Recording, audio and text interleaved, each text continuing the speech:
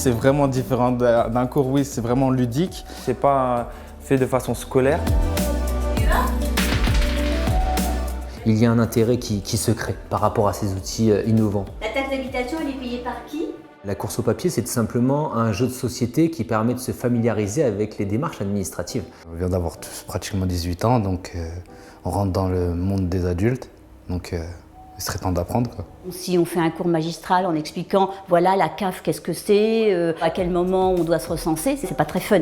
On le fait avec le jeu et là, ça passe. C'est vivant, il y a de l'interaction, il y a aussi de la réflexion, c'est vraiment agréable. On a même appris un mot que j'avais vu en cours et qui m'est revenu, du coup, c'est les agios.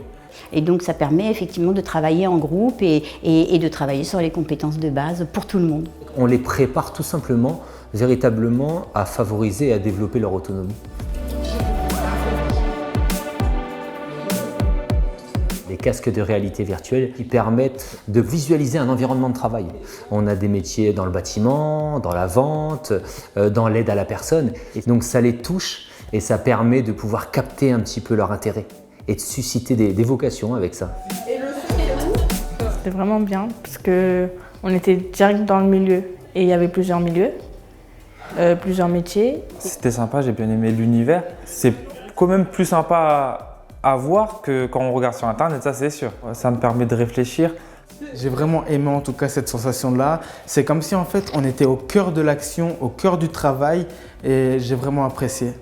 Suite à cet atelier, il va y avoir un échange pour essayer de voir justement comment on peut faire correspondre leur profil, les compétences identifiées à ce qu'ils ont pu voir. Et là, c'est vrai que c'est le véritable objectif, c'est de donner du sens à tout ça.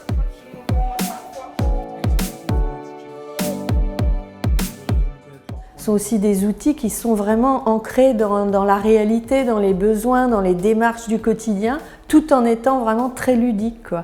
Donc ce sont vraiment deux aspects qui font que ça matche, quoi, que ça marche. Rien n'est figé. On évolue perpétuellement avec les jeunes, avec les partenaires. Et notre seul et véritable objectif, c'est de faire en sorte qu'ils puissent se sentir concernés et que ça puisse véritablement leur apporter quelque chose.